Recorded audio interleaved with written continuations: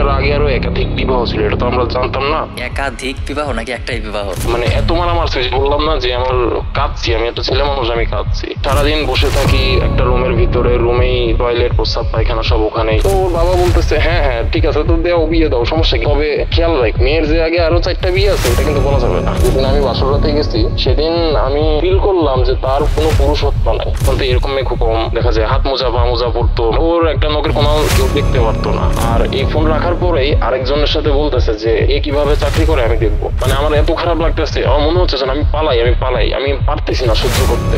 এমনও আছে 3 বেলার ভিতরে আমরা দেখা যায় 1 বেলা খাইতাম, বাকি 2 বেলা আলু সিদ্ধ করে খেয়ে নিতাম। এরকম প্রচন্ড ভালোবাসতাম ভাইয়া, প্রচন্ড, মানে বলার বাইরে। তো মানুষ দেখে হিংসা করতো, এতটাই পাগলামি করতেছি, খাটের নিচে পর্যন্ত দেখতেছি, গ্রামের ভিতরে দেখতেছি যে মেয়ে কোথায় লুকায় রাখছে। বোধহয় মানুষ এমন পরিস্থিতিতে পড়লেই ভাবে যে আমি আর বাঁচবো না, আমার করা দরকার, সমস্যা নেই, আবার একটা ডিভোর্স মেরে বিয়ে করি, ভালো থাকবো। কারণ এরা তো প্রথমবার স্বামী হারায়। এখন যে কথাটা আমি বলবো, এটা যদি বলি দেখা যায় যে আমার বিরুদ্ধে গভর্নমেন্ট যে কোনো অ্যাকশন নিতে পারে, সেই অ্যাবিলিটি আছে। সম্পর্ক বলতে করতেছে হালা, এই জিনিসটা ভালো লাগছিল যে পরগিয়া তো করতেছিস না তুই, ঠিক আছে যা, মেনে নিলাম। এখন বড় বড় হাত ধরে আবার পালা গেলাম। প্রত্যেকদিন রাতে সিদ্ধান্ত নিলাম যে ট্রাকের নিচে দিয়েছি ঝাঁপ।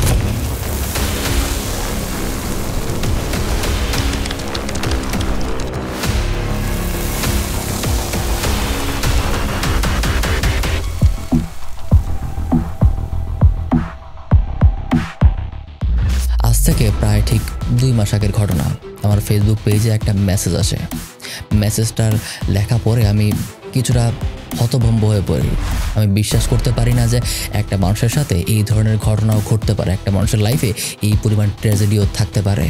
সে আমাকে বিশ্বাস করার মতো যথেষ্ট প্রমাণাদিও দেয়। আর তারপর তার সাথে আমরা বসি, তার সাথে আমার অনেকক্ষণ কথাবার্তা হয়। আর এই কথাবার্তাটাই আমরা এখন শুনবো। এখন প্রশ্ন আসতেই পারে যে ভাই 2 মাস কেন? আমি আমার বিভিন্ন নিজের ব্যক্তিগত অনেক কাজ নিয়ে ব্যস্ত থাকি। আমি কখনো একজন ফুল টাইম ইউটিউবার না। আসলে আমার ইউটিউবের পাশাপাশি আরও অনেক ধরনের কাজ থাকে, নিজের পড়াশোনা থাকে, বিজনেস থাকে, অনেক কিছুই থাকে, যার কারণে খুব একটা সময় হয়ে ওঠে না একদম পুরোপুরি এদিকে মনোযোগ দেওয়ার। যাই হোক, তো ফাইনালি এই গল্পটা আপনাদের সবার জন্য, স্পেশালি যাদের বয়স মোটামুটি 15 থেকে 25-এর মাঝামাঝি ছেলেরা, তাদের জন্য খুবই ইম্পর্ট্যান্ট। জীবনের অনেক শিক্ষা এই গল্পটার মাধ্যমে আশা করি তোমরা পেয়ে যাবে। কারণ এই গল্পগুলো আমি সংগ্রহ করি আর পাবলিশ করি এই কারণেই যেন এখান থেকে আপনারা কিছু শিখতে পারেন, যেন অন্যের জীবন থেকে কিছু শিখতে পারেন। তাহলে চলুন, অনেক কথা বলে ফেললাম, শুনে আসি তার জীবনের ঘটনাটা। আসসালামু আলাইকুম ভাইয়া। তো আমাদের মূল আলোচনায় যাওয়ার আগে ফার্স্টে বলে নিই, আমরা এখন যা বলবো, ঠিক আছে, আমাদের কথাবার্তা যা হবে প্রত্যেকটা কিছু আসলে রেকর্ডিং হচ্ছে। অ্যান্ড আমাদের এই কথাবার্তা থেকে সেন্সিটিভ ইনফরমেশনগুলো আর আননেসেসারি পার্টগুলো কেটে আমি আমার ফেসবুক পেজ আর ইউটিউব চ্যানেলে আপলোড করবো। আর এতে আপনার কোনো ধরনের কোনো আপত্তি নেই তো? না, আমার কোনো আপত্তি নেই। আচ্ছা ঠিক আছে ভাইয়া। তাহলে আপনার সাথে যে ঘটনাটা ঘটে গেছে, যেটা আসলে কারোর সাথে কখনো না ঘটুক, আমি আসলে সেটাই মন প্রাণ থেকে চাই।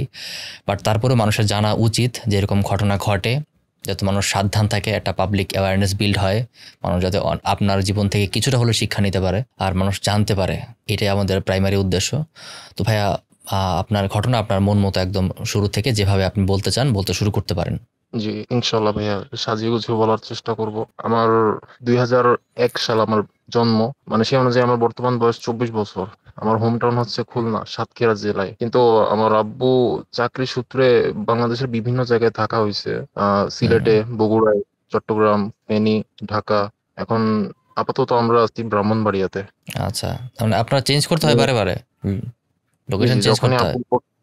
আব্বুর যখনই পোস্টিং হয়, মানে আমরা পুরো ফ্যামিলি সহ ওখানেই শিফট হই। আচ্ছা আর আচ্ছা, আপনার সাথে যখন আমার আরেকটা, মেসেজে কথা হয়েছিল তখন আপনি বলছিলেন যে আপনি এক্স আর্মি মানে আর্মিতে ছিলেন, আর্মি ছেড়ে দিয়েছেন কেন বা এটা? এটা আসলে আমার ওয়াইফের জন্যই, এটা অনেক লম্বা একটা ঘটনা। আচ্ছা, যেটা সামনে আসবে তাই তো? জি জি। আচ্ছা ঠিক আছে, তাহলে বলেন। আমার আমার 2018 আমি এসএসসি ব্যাচের পরে অনেক জায়গায় চাকরির জন্য ট্রাই করছি, কিন্তু চাকরি বাকরি হয় নাই। আমার হুম একটা হুম সমস্যা ছিল যে আমি খুব আহ অনেকের থাকে না যে খুব দ্রুত কিছু একটা জিনিস ভুলে যায়, যেমন সকালে কি খাইছে রাতে আর মনে করতে পারতেছে না। এই কারণে হুম। আমার পড়াশোনা আসলে খুব বেশি দূর চালায় যাওয়া সম্ভব হয় নাই। দেখা যায় তো আমি সকালে যেটা পড়তাম আমি বিকাল হইতে হইতে সেটা ভুলে যাইতাম। তো অনেক এই চেষ্টা প্রবলেম করছি আমার আছে, কিন্তু কিন্তু আমি মানে পড়াশোনা ভুলে যাই না, আমি মানে রেগুলার স্টাফ ভুলে যাই, এটা আমার ব্যক্তিগত আমার সমস্যা আছে। আমি কোথাও চাবি রাখতে থাকলে মনে করতে পারি না, ফোনে কাউকে মানে আপনার সাথে আমার সেশনটা করার কথা ছিল আমি এটাও ভুলে গেছিলাম। হ্যাঁ, আচ্ছা আজ আমি আচ্ছা। বলছিলাম আপনার সাথে তো 8টায় বসবো, এটা আমার খেয়াল ছিল না। আমি জাস্ট এমনিতেই ফেসবুকে ঢুকি, জাস্ট 8টা 10-এ যখন আমি ঢুকি, ঢোকার পরে আমার যখন আপনার মেসেজটা দেখে আমার মনে হয় যে আমি 8টায় দিকে ভাইয়ের সাথে বসতে বলছিলাম, তো আমার খেয়াল ছিল না। তখন আমার মনে পড়তো আপনার মেসেজটা দেখে। ওকে, আমি নিজে রিলেট করতে পারলাম এটা আপনার সাথে। হ্যাঁ ভাই বলেন। হ্যাঁ, তো তখন 18 এসএসসির পরে এই কারণেই আসলে পড়াশোনাটা চালাই যাওয়া হয় নাই, যদিও চেষ্টা করছি কিন্তু বারবার নিজের কাছে ব্যর্থ মনে হচ্ছে, যেন অযথাই আমি একটা বোঝা, আমার দ্বারা এটা হবে না। তো অন্যান্য বিভিন্ন হুম। কাজ ট্রাই করছি শেষমেশ, মানে এটা বাবা মার ইচ্ছা ছিল যে আমার ছেলে আর্মিতে চাকরি করবে, যদিও এটা আমার পার্সোনাল ইচ্ছা না। বাবা মাই ট্রাই করছে যে তুই একবার যা, তোর যদি না হয় তুই গিয়ে চলে আয়, হুম। সমস্যা নাই। তো ওভাবেই ঠিক আছে। আসলে যাওয়া। আপনার হচ্ছে 19 সালে মাঠে দাঁড়াইছি। আমার হাইট ভালো, 5 ফিট 11, বডি ওয়েটে ভালো, হুম। হুম। ফর্সা, বডি ফিগার ভালো ছিল। আল্লাহর রহমতে চাকরিটা হয়েছিল। 2020 সালের আমি ট্রেনিং ব্যাচ। এখন যে কথাটা আমি বলবো, এটা যদি বলি হুম। দেখা যায় যে আমার বিরুদ্ধে যে কোনো অ্যাকশন নিতে পারে, আহ গভর্নমেন্ট যে কোনো অ্যাকশন নিতে পারে সেই এবিলিটি আছে তোর। তো দুই হাজার ঠিক আছে। বিশে আমার ট্রেনিং, জানুয়ারিতে ট্রেনিং, 2020 সালের ব্যাচ আমি। হুম। হুম। তখনও 2020 সাল আপনার ডিসেম্বরে আমাদের ট্রেনিং শেষ হওয়ার পরে এখন 10 মাসের একটা ক্লান্তি। আমরা তো করোনা বেশ, 2020 সালে যে করোনা কোভিড এর কারণে আমরা কখনো হুম। ট্যুরে হুম। যাইতে পারি নাই। একটা লম্বা সময় মা বাবার সাথে দেখা হয় নাই। আর আর্মিতে তো সবাই তো আর স্বপ্ন থাকে আর্মিতে যাওয়ার, কিন্তু আর্মির ভিতরে কি আছে না আছে এই সম্পর্কে আইডিয়া তাদের অনেক কম। এমন খুব কম দিনই গেছে যেদিন মায়ের খাওয়া ছাড়া আমরা বিছানায় আসতে পারছি। খুবই রুড আর প্রচন্ড মানসিক টর্চার করে এখানে। তো ট্রেনিং শেষ করার পরে 21-এর শুরুর দিকে আসলে এখান থেকে আমার ঘটনাটা শুরু। 2021-এর শুরুর দিকে তখন আমরা, হুম। যদিও আমাদের ইউনিটে ফোন ইউজ করার কোনো পারমিশনই ছিল না। আমি আপনার ক্যান্টনমেন্টের নামটাও মেনশন করে দিতেছি, এটা হচ্ছে শহীদ সালাউদ্দিন ক্যান্টনমেন্ট, এএমসি হুম। সেন্টার স্কুল, 2020, DPC 4 ব্যাচ আমি। হুম। হুম। হুম। তো এখান থেকেই আসলে ঘটনাটা শুরু।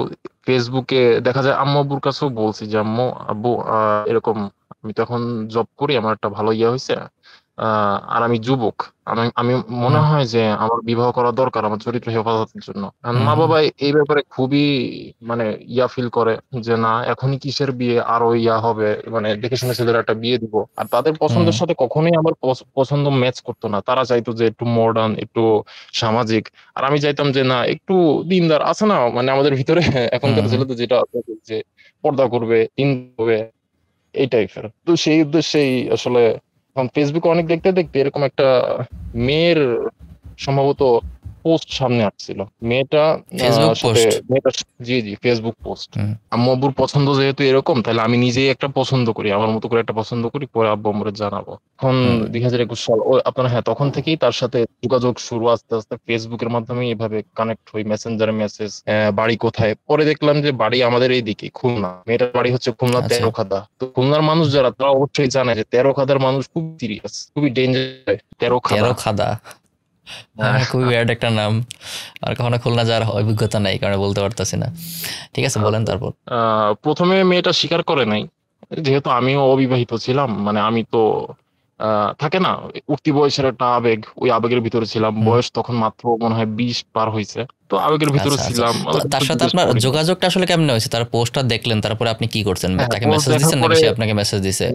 আমি তারে মেসেজ দিছি, মানে আমার মন মানসিকতা ছিল এমন যে এরকম একটা হুম। মেয়ে দরকার, মেয়েটা যেমনই হোক আমি চালাই নিব। হুম। আচ্ছা। তো সেই উদ্দেশ্যে মেসেজ দেওয়া যে এরকম আপনার বাসা কোথায়, এটা দিয়ে মানে হাই দিয়ে শুরু হয়েছে। এখান থেকে যে বাসা হুম। কোথায় হুম। বিস্তারিত ইনফরমেশন নিলাম, যে দেখতেছি যে আমাদের ওইদিকে মানে ম্যাচ করতেছে, মানে আমাদের এইদিকে যেহেতু মনে হয় এর সাথে আগানো যায়, মানে এরকম একটা ভাবনা হুম। ছিল। হুম। ওখান থেকে বিস্তারিত কথা বলা, হুম। হুম। মেসেজ করার পরে মেয়েটাও দেখা যায় মেসেজের আনসার দিত, রিপ্লাই দিত। আর সবচেয়ে বড় আগ্রহের কারণ ছিল যে মেয়েটা, হয় না এখন এখন তো এরকম মেয়ে খুব কম দেখা যায়, হাত মোজা পা মোজা পরতো, মানে ওর একটা নখের হুম। কোনো নাকি কেউ দেখতে পারতো না। আচ্ছা, খুবই তো ধার্মিক এই কারণে দেখাইতো। আগ্রহটা আরো বেশি ছিল মনে হয়, হ্যাঁ হ্যাঁ এরকমটা ভাবতাম। তো আস্তে আস্তে এভাবে আচ্ছা। কথা আগাইতে থাকে। বাসার দিকেও অনেক মেয়ে দেখছে, কিন্তু ওই যে বললাম না, মানে আমার সাথে তাদের মিলে না কখনো। হুম হুম এই মেয়েটার সাথে তো আস্তে আস্তে কথা আগাইতে আগাইতে বাসায় একদিন জানাইছি যে আম্মু এরকম এরকম এরকম একটা মেয়ে তো আমার পছন্দ। তখন অব্দি আমি জেনে গেছি যে মেয়েটা ডিভোর্সি। হ্যাঁ, একদিন আমার বলছে যে এরকম হ্যাঁ আপনি তো আমার সাথে আগাইতেছেন, কিন্তু আমার কিন্তু এরকম আগে একটা ডিভোর্স হয়েছে, মানে আমি আমি হুম। এমনকি আমার একটা বাচ্চাও আছে 4 বছরের, হাইট করছিল আর কি। তাইলে 1 মিনিট, আপনার বয়স 20, ওই মেয়ের একটা 4 বছরের বাচ্চা আছে, তাহলে ওই মেয়ের বয়স তখন কত? সে কি আপনার চেয়ে বয়সে বড় ছিল? সে আর আমি সমবয়সী ছিলাম, তার আসলে আর্লি ম্যারেজ হয়েছিল তো এই কারণে।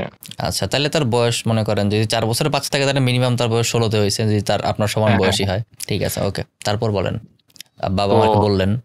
এটা শোনার পরে বাবা মা যখন জানতে পারলো যে মেয়েটার ডিভোর্সি, তো হুম, তখন তো এটা তো জানেনই ভাইয়া, মানে কেউ কি চাইবে তার অবিবাহিত মানবে না। আর্মি পার্সন আরো তার তুলে দিতে? হুম কখনোই চাইবে না। একদিকে দেখা যায় 2021 সাল, তখন আমাদের ফ্লিপ চালু হয় নাই, আউটপাস গুলা চালু হয় নাই করোনার কারণে। এদিকে হুম দেখা যাচ্ছে যে ইউনিটের প্রেসার, এদিকে ওর সাথে বাবা মারও ম্যাচ করাতে পারতেছি না, রাজি করাতে পারতেছি না, অন্যরকম একটা প্রেসার। আরো যখন শুনছে যে হুম। 4 বছরের একটা বাচ্চা আছে, তখন তো নাই।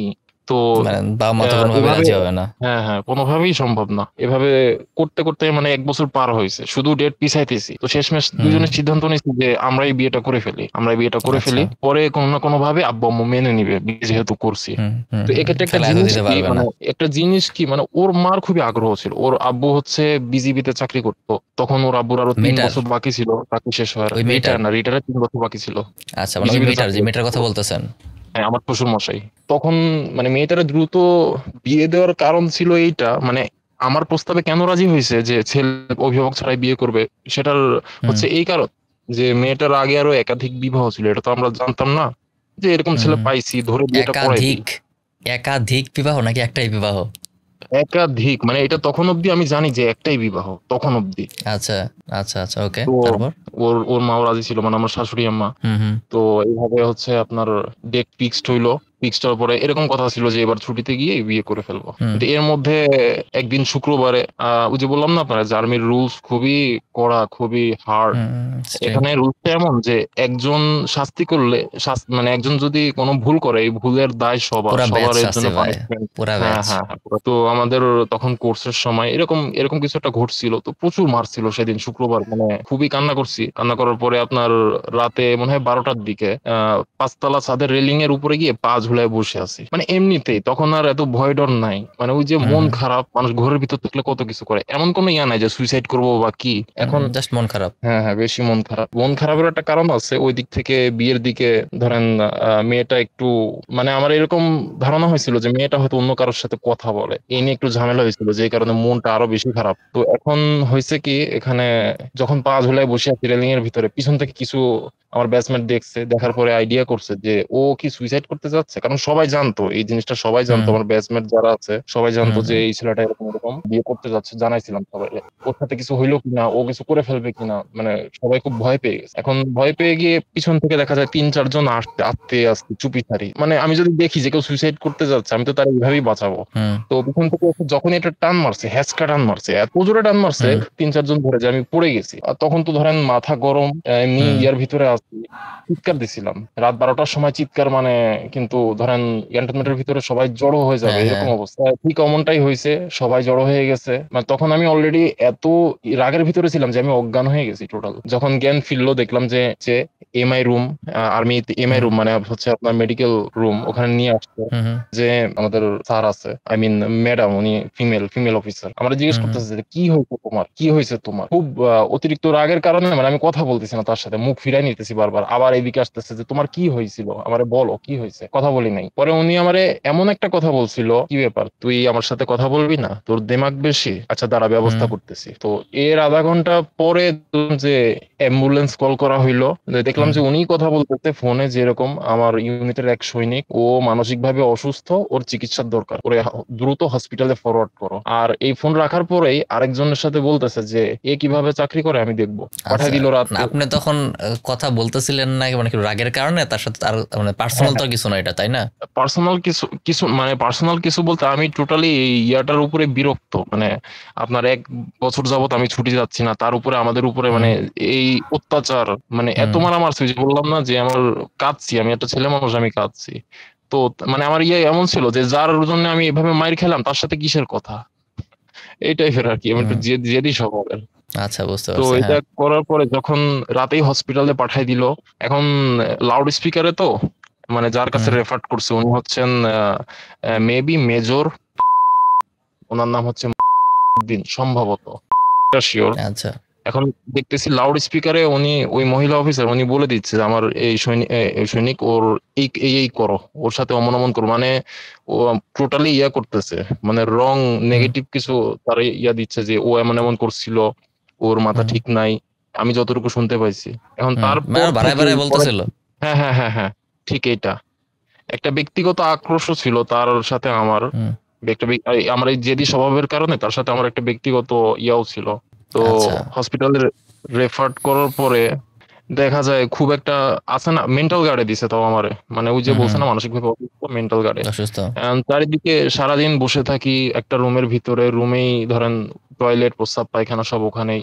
আর চারিদিকে দেখি মানে বিভিন্ন ধরনের মানসিক রোগী মানে এমন এমন কার্যকলাপ করতেছে দেখি আমার নিজেরই মনে হচ্ছে যে না আমি বোধহয় পাগল হয়ে যাবো। একটা জিনিস খেয়াল করতাম যে ওনারা সবার সাথে কথা বলতো কিন্তু আমার সাথে কথা বলতো না, আমার সাথে কথা বলতো না। আমি ডাক দিতাম যে স্যার আমি কিছু বলতে চাই। তো ডাক দেওয়ার পরে তৃতীয় দিন মনে হয় আমার কাছে আসছে যে হ্যাঁ বলো কি বলবা, যে বলতেছি স্যার আমি তো সুস্থ। হুম। বলতেছে প্রত্যেক মানসিক রোগী তো বলে সে সুস্থ, আমি হুম, কিভাবে আমি বুঝবো সুস্থ। তুমি সুস্থ? স্যার আপনি আমার হাঁটাচলা দেখে বুঝতেছেন না, আমার কথাবার্তা দেখে বুঝতেছেন না আমি সুস্থ? তো বলতেছে চুপ করে থাকো, সময় হইলে এখান থেকে বের হবা। তখনই আমি আইডিয়া করছি যে হয়তো এই ব্যক্তিগত আক্রোশের কারণে আমার সাথে খুব খারাপ কিছু একটা হইতে যাচ্ছে। হুম। এরকমটা আমার দেখা যাচ্ছে 4টা করে ওষুধ খাইতে হইতো দিনে। এটা যদিও সাইকিয়াট্রিক্স এর ওষুধ, এটা আমার জন্য হুম। না, তবু আমার খাইতে হইতো। আর আমার সাথে 2জন গার্ড হুম। থাকতো, ওনারাও আর্মি পার্সন সিনিয়র, মানে হুম। ওষুধগুলো আমি আবার খাইতেছি কিনা নাকি ফালাই দিতেছি ওটা দেখার জন্য।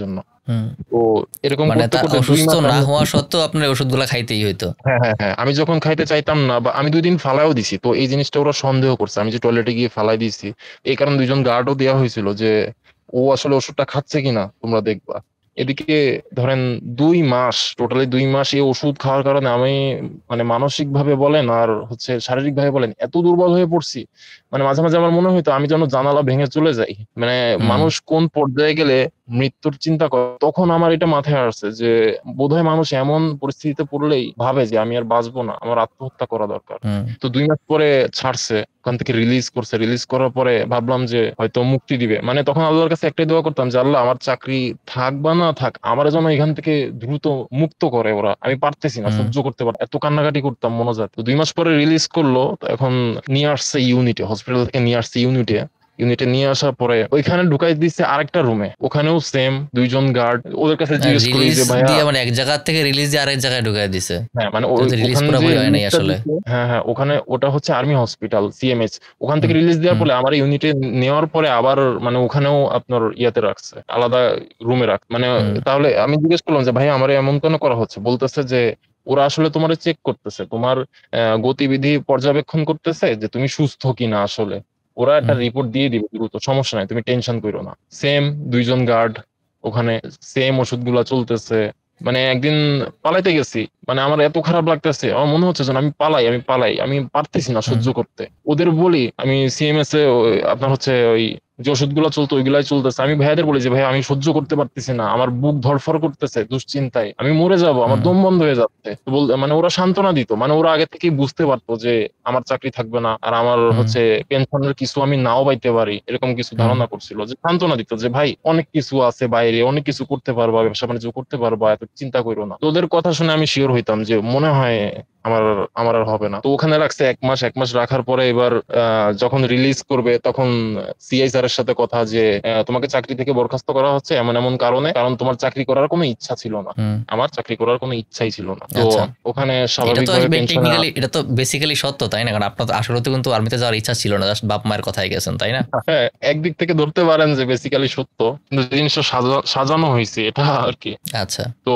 এবার বাসায় যাওয়ার পরে যখন চাকরিটা চলে গেছে, এর মাঝখানে এই যে 2-3 মাস মেন্টাল গার্ডে আছি, এত কিছু হয়েছে, মানে মেয়েটা কিন্তু জানে হুম। না, ওর বাসা হুম। থেকে হুম। বিয়ের চাপ। এতদিন পরে যখন নক দিছি, মানে ও তো হুম। খুবই পাগলের মতো হয়ে গেছে, এরকম এরকম যে তুমি কইছিলা আমার বিয়ে ঠিক হয়ে যাচ্ছিল, তুমি কি আমার নিবা না? হুম। ওর মারে জানাইলো দ্রুত, যে জানানোর পরে ওর মাও রাজি যে থাক তুমি আসো। তো তখন বলছি যে এরকম আমার তো চাকরি নাই, আমি তো হুম এই হুম করছি, চাকরি নাই। হুম।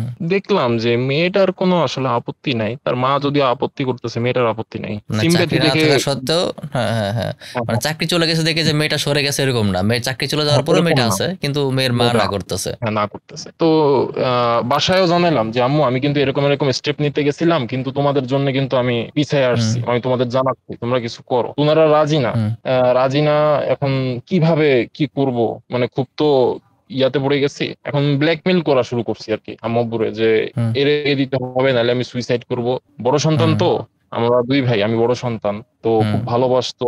শেষে যখন দেখতেছে যে ছেলেরা আর ঠেকানো যাচ্ছে না, ছেলে পাগলামি করতেছে, হুম তো রাজি হয়ে হুম গেছে। হুম রাজি হওয়ার পরে তখন হচ্ছে আমরা চট্টগ্রামে থাকি, আমার আব্বুর পোস্টিং চট্টগ্রাম হুম। হাটাজারিতে। আচ্ছা। ওর আব্বু মানে আমার শ্বশুর মশাই তখন থাকে হচ্ছে খাগড়াছড়িতে, ওখানে পোস্টিং হুম গুইমারার দিকে। তো হুম বিয়েটা অ্যারেঞ্জ করছিল আসলে এই ওইখানে আমার শ্বশুর মশাইয়ের এক ফ্রেন্ডের বাসায়। তো ওই জিনিসটা আমি হুম। এখন বুঝি যে শ্বশুর মশাইয়ের ফ্রেন্ডের বাসায় কেন বিয়ে অ্যারেঞ্জ করা হয়েছিল। তো নিজের এলাকাতে ওখানে করে বিয়ে নাই। হ্যাঁ হ্যাঁ করে নাই, কারণ এলাকাতে গেলে তো বিয়ে হবে না, এরা মানে হুম। কোনো না কোনো ভাবে তো আমরা জানবোই। তো আচ্ছা। বিয়ের দিন এভাবে বিয়েটা হয়েছে, খুবই শর্টকাটে বিয়েটা হয়েছে 10-15 হাজার টাকার ভিতরে। হুম এখন বিয়ে করার পরে বউ আনছি, ওরে আমি আনছি, আনার পরে মাশাল্লাহ সবকিছু ঠিক আছে, সবকিছু হুম সুন্দরভাবে চলতেছে, অনেক নমনীয় মেয়ে, ভদ্র নম্র। হুম ঠিক 7 দিনের মাথায় ওর ফোন চেক করা হয় আমার। মানে আমি তো খুব বিশ্বাস করতাম, ফোন ধরতাম না। হুম হুম। ফোন চেক করতে গিয়ে কিছু নাম্বার এরকম সেভ করা পাই, সেভ আচ্ছা, ফোনটা করা চেক পাওয়ার পরে করলেন যে এটা কি কারণে ফোনটা চেক করলেন? মানে মাথার মধ্যে কোনো সন্দেহ আসছিল কোনো কার্যক্রম দেখে? না মানে সন্দেহ না, শুধু শুধু জাস্ট তার ফোন চেক করতে চান নাই? না না শুধু শুধু ফোন চেক করি নাই, ফোন চেক করছিলাম জাস্ট হচ্ছে আপনার আমার নাম্বারটা ওর ফোনে সেভ করে দেওয়ার জন্য। আমি নতুন একটা সিম নিছিলাম, তো যে নাম্বারটা ওর ফোনে হুম। সেভ করে দিই, আমার নাম দিয়ে সেভ করে দিই। আচ্ছা। এখন এটা করতে গিয়ে দেখি যে অমুক অমুক নাম দিয়ে কিছু নাম্বার সেভ করা। হুম যদিও বিষয়টা তখন স্বীকার করেন, জিজ্ঞেস করার পরে বলতেছে আরে ও তো আমার, মানে ওর বাচ্চা ছিল তো, মাদ্রাসার হুজুরের হুম নাম্বার এটা, হুম হুম ওই ছোট হুজুরের নাম্বার এটা, অমুকের নাম্বার। তো ওই যে আছে না ভাইয়া, মানে ডিভোর্সি মেয়ে, ঠিক আছে ডিভোর্সি হুম মেয়েরা হুম ভালো হয়, আমরা তো ডিভোর্সি মেয়েদের প্রতি সিম্প্যাথি দেখাই, গলে যায় যে হুম হুম মেয়েটা ডিভোর্স, মেয়েটা অসহায়, হুম নেই না দায়িত্ব, সমস্যা কি, কে হুম নিবে হুম। আমাদের আমাদের মতো ছেলেরা ছাড়া। এখন ওই জিনিসটাই হচ্ছে আমাদের এই উঠতি বয়সের ছেলেদের সবচাইতে বড় ভুল। সব ডিভোর্সি মেয়ে ভালো না। না, মানুষ, আমি সবসময় বলি আসলে মানে কোনো একটা নির্দিষ্ট গোষ্ঠীকে কখনো বলা যায় না যে এইটা হইলেই বা এই হ্যাঁ পুরাটা গোষ্ঠী খারাপ, এরকম বলা যায় না। মানুষ খারাপ বা হ্যাঁ হ্যাঁ ভালো হ্যাঁ আসলে রাইট। সম্পূর্ণ একজন একজন হয়, ঠিক আছে? এটা সম্পূর্ণ জি ইন্ডিভিজুয়াল। জি কোনো ডিভোর্স মহিলা আছে অনেক ভালো মেয়ে, আর কোনো ডিভোর্স মহিলা আছে অনেক খারাপ, মানে এত খারাপ হয় না, এরকম খারাপও আছে। হ্যাঁ তো এটা রাইট আসলে ভাইয়া। বলা যায় না। তখন থেকে আসলে সন্দেহটা মনের ভিতরে আসা শুরু করলো যে আসলে ও কি আমার কাছে হাইড করতেছে। ওর বাচ্চাটা আসলে আমাদের কাছে থাকতো না, ওর বাচ্চাটা থাকতো ওর নানুর কাছেই। ওর নানু আবার ভয় হুম পাইতো, হুম মানে আমার শাশুড়ি মা ভয় পাইতো যে কোনোভাবে হুম এই বাচ্চা যদি ওর সংসারের ক্ষতি করে, হুম কোনো হুম অশান্তি হয়, এই জন্য। তো তখন তো চাকরি নাই, বেকার, বাপের হুম ঘাড়ের উপরে বসে বসে খাইতেছে। এখন হুম বাপ তো একটা দুটা কথা বলবেই, বিভিন্ন হুম ভাবে হুম। ধরেন একটা একটা মেন্টালি সময়, একটু একটা ইয়া একটা করার সময় একটা চেষ্টা খোঁটা করে। আসবে, স্বাভাবিক। হ্যাঁ অবশ্যই, এটা অবধারিত। এর ভিতরে হুম শ্বশুর মশাই একবার ঘুরে গেছে, এক এক শিফটে ঘুরে গেছে ছুটি পাওয়ার পরে, যে মেয়েটা কেমন আছে দেখে যাই। যখন দেখছে যে হুম এই অবস্থা, ছেলে বেকার ঘুরে ঘুরে খাইতেছে, ভালোভাবে জিনিসটা নেয় নাই, তো এখন কিছু তো করতে হবে। আমি খুব হাই সোসাইটি ফ্যামিলির ছেলে, আমার বাপের হুম অনেক জায়গা সম্পত্তি আছে। হুম হুম তো আমি ডেলিভারি ম্যানের কাজ করব, এটা কেউ মানতে পারতেছে না। এখন কি করব, হুম হুম কি করব, আমার তো পড়াশোনাও নাই। ডেলিভারি হুম ম্যানের হুম। কাজ ধরছি ওখানে, 1 মাস করার পরে আর সহ্য করতে পারতেছি না, আলাদা ভালো বাসা লাগতেছে না। ওইদিকে নিয়ে হ্যাঁ ভাল লাগতেছে না। 1 মাস মানে প্রথম মাসের স্যালারিটা পাওয়ার পরে বাসা নিয়ে নিছি, হুম। যে আর একটা আলাদা মেইন বাসা, ইয়া একসাথে বাবা মার থাকতে থেকে না আলাদা। পারার একটা, এটা আমরা তখনও আমরা চট্টগ্রামে আচ্ছা। হাটাজারিতে থাকি। আব্বুর হুম এক ফ্ল্যাট, আর আমি একটু দূরে গিয়ে গেছি আরেক ফ্ল্যাটে। হুম হুম একসাথে রাখতে না পারার একটা মেইন কারণ হচ্ছে দেখা যায় তো রুম দুইটা, তো আমার ওয়াইফ হুম হুম। মানে ও আমার ছোট ভাইয়ের সামনে দেখা যায় আসতো না, মানে একটু ইয়াতে থাকতো, পর্দার ভিতরে থাকতো, আসতে যেহেতু সে চাইতো একটু না। তো পর্দা এটা নিয়ে মেনটেন প্রায় করে তো আসতে হ্যাঁ হ্যাঁ চাইতো না। তো প্রায় প্রায় এটা নিয়ে আমার সাথে একটু ঝামেলা হইতো। আম্মু বলতো কি হয়েছে এত ইয়া, ও তো ছোট মানুষ, ওর সামনে কেন যায় না, বা কেন ইয়া করতে, তোরা কি হয়ে গেছিস, তোরা কি আমাদের আলাদা করে দিচ্ছিস। মানে আমি এত বুঝাইতাম যে আম্মু ও তো ইয়া করতেছে না, ও আসলে এই এই কারণে ও এমন এমন। হুম হুম তো বুঝতে চাইতো না, ভুল বুঝতো। এখন আমরা তো ছেলে হুম মানুষ, দুই হুম দিকে মেনটেন করতে হয়। হুম হুম। দেখা যায় তো ওর সাপোর্টে গেলে আমার মায়ের মনে কষ্ট বউ যাইতো, মায়ের মেনটেন দিকে করতে গেলে হয়, মানে মা বাবাও মেনটেন করতে হয়, ব্যালেন্স হ্যাঁ করতে হ্যাঁ হয় দুইটাই। এই উদ্দেশ্য থেকে আসলে আলাদা ফ্ল্যাট নেওয়া। এখন নেওয়ার পরে হুম যখন প্রথম মাসের স্যালারিটা পাইলাম, পাওয়ার পরে তো চাকরিটা ছেড়ে দিলাম। এখন মাথার ভিতরে একটা টেনশন যে কিভাবে চলবে। অন্তত ফ্ল্যাট ভাড়া তো দিতে হবে, অন্তত হুম ফ্ল্যাট হুম ভাড়া তো আমরা ম্যানেজ করতেই হবে। হুম হুম এরপরে মার্কেটিং এর চাকরিতে গেলাম, সেম একই অবস্থা। 2 মাস পরে আর করতে পারি না। ওই যে আদরে বড় হয়েছি, কাজ কাম করি নাই, হুম মানে হুম ধৈর্য শক্তিটা একটু কম। হুম। তো আবারও এইভাবেই একের পর এক কাজ ছাড়তে আসি। মানে তো চাকরি ধরতেছেন আর চাকরি ছাড়তেছেন। হ্যাঁ, চাকরি ধরতেছি ছাড়তেছি, ধরতেছি ছাড়তেছি, এই 3-4টা জব চেঞ্জ করা হয়ে গেছে। ঠিক আমাদের সংসারের 9 মাসের মাথায় এই যে হুম ভাইয়া, এই মাঝখানে যে সময়টা দেখা যায় কম স্যালারির চাকরি, শহরের উপরে বাসা ভাড়া করে আবার পুরো ফ্যামিলির ভরণ পোষণ চালাতে কিন্তু অনেক কষ্ট হয়, সো হুম টাফ। হুম। তো এর ভিতরে দেখা যায় তার চাহিদাগুলো আমি পূরণ করতে পারতাম না। এমনও আছে 3 বেলার ভিতরে আমরা দেখা যায় 1 বেলা খাইতাম, বাকি 2 বেলা একটু আলু সিদ্ধ করে খেয়ে নিতাম। এরকম বড় লোকের মেয়ে, এখন হুম সে তো হুম এটা সহ্য করতে পারতেছে না, কিন্তু আমারে বলতেছে না, মুখ ফুটে বলতে পারতেছে না যে আমার তো হুম। কষ্ট হইতেছে। তো 9 মাস এভাবে পার হইছে। এ মাঝখানের যে ওর অতীত গুলা, এই সম্পর্কে আমি কিছু তখনও জানি না। তো 9 মাস পরে পুরোনো একটা কল রেকর্ডিং সামনে আসলো, মানে তার পুরোনো কল রেকর্ডিং। মজার ছলে কল রেকর্ডিংটা আমরা শুনাইতেছিল যে এই যে দেখো আমাদের বিয়ের আগে আম্মু কি কি বলছে তোমার সম্পর্কে, বলতেছে মানে হুম। আমার শাশুড়ি আমার শ্বশুর মশাইরে বলতেছে যে এরকম এরকম একটা ছেলে আছে, খুব ভালো, আর্মিতে চাকরি করে, অমুক অমুক, হ্যাঁ সবকিছু। তো ওর বাবা বলতেছে হ্যাঁ হ্যাঁ ঠিক আছে, তো দেও, বিয়ে দাও, সমস্যা কি, দিয়ে দাও, তবে খেয়াল রাখো মেয়ের যে আগে আরো 4টা বিয়ে আছে এটা কিন্তু বলা যাবে না। 4টা বিয়ে? মানে এটা কি আপনি বাড়ায় বলতেছেন নাকি? না 4টা বিয়ে এত না কম বয়সে ভাই, কেমনে হয় 20 বছরের সিরিয়াসলি মধ্যে? ভাই, সিরিয়াসলি ভাই, না তখন তখন আমরা যখন বিয়ে করছি তখন তো আমার হচ্ছে 21, ওরও মানে ওর হ্যাঁ, তো যে, ওই 21 বছরের মধ্যে 4টা বিয়ে একটা মেয়ে, মানে জি ফ্যামিলি ভাই, সাপোর্টে মানে। হ্যাঁ ভাই, ওর ফ্যামিলি অনেক সাপোর্টিভ ওরে নিয়ে, মানে খুব কনফিডেন্স তাদের। আচ্ছা, মানে এটা তো মানে 4টা যখন বিয়ে কিভাবে? আর আমি যেটা চিন্তা করতেছি, মানে বাংলাদেশের যে কালচারাল যে সিচুয়েশন, সোশিও কালচার সিচুয়েশন, এরকম তো মানে 4টা বিয়ে একটু একটু ইয়ার মানে। tough। এখন ভাইয়া ওই যে বলছি না, ওই যে আমাদের উঠতি বয়সের ছেলেদের ওই জায়গাটায় হুম গিয়ে আমরা ঠেকে যাইতেছি। হ্যাঁ, যে মেয়ে তো হুম মার্শাল্লাহ খুবই পর্দা করে, হুম হেফাজতে চলে, মানে ওই যে একটা সিম্প্যাথি কাজ করতেছে, তার মানে বোধহয় আগের স্বামী ভালো ছিল না, মানে যার সাথে হুম মিলমিশ হয় না, ওই কারণে ডিভোর্স হয়েছে। থাক না, মেয়েটারে একটা সুন্দর জীবন দেই, মেয়েটার দায়িত্ব নেই, সমস্যা কি? হুম। মানে একটা অ্যাক্সিডেন্ট হয়, 2টা অ্যাক্সিডেন্ট হয়, কনসিকিউটিভলি 4টা অ্যাক্সিডেন্ট থাকা আসলে এটা একটু আনলাইকলি। তো এই কথাটা যখন আমি কল রেকর্ডে শুনছি, এখন ওর দিকে আমি তাকাইতেছি, হুম ওর দিকে আমি তাকাইতেছি, আবার আবার বারবার এটা প্লে করতেছি, প্লে করে শুনতেছি। হুম এখন শোনার পরে এটা কি, মানে কি বললো? হুম। তো ও দেখে চুপ চুপ করে চলে গেল।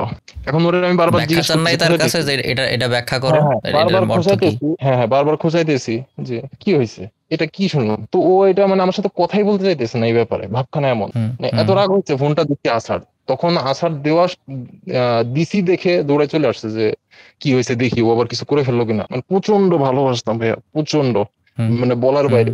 এত ভালোবাসতাম, মানুষ দেখে হিংসা করত, এত ভালোবাসতাম যে ও মরিচ কাটলে ওর হাত জ্বলে, ও হুম ও আমি কেটে দিতাম, মরিচ আমি কেটে দিতাম যাতে আমার হাত জ্বলুক, ওর হুম হাত যাতে না জ্বলে। হুম এত সেন্সিটিভ ওর ব্যাপারে। তো যখন শুনলাম, তখন আমি ওর মাথায় হাত রেখে বললাম যে তুমি সত্যিটা আমার কাছে বলো, সমস্যা নাই, আমি তোমার কিচ্ছু বলবো না। তো হুম ও তখন বলা শুরু করলো যে এরকম 16 বছর বয়সে ওর বাবা মা মিলে একজনের সাথে বিয়ে ঠিক করছিল, ছেলেটা ছিল পুলিশ, হুম মেয়ের অন্য জায়গায় রিলেশন ছিল, কিন্তু বিয়েটা ঠিক করছিল একটা পুলিশের সাথে। বিয়েটা হুম হওয়ার পরে এরকম সিদ্ধান্ত হয়েছিল যে 1 বছর পরে মেয়ে তুলে দিবে, কিন্তু হুম এর ভিতরে দেখা যায় যে ওর আমার মানে আমার এক্স ওয়াইফ, ওনার যার সাথে রিলেশন ছিল তার সাথে হুম। পালাই চলে গেছে, গিয়ে বিয়েটা করে।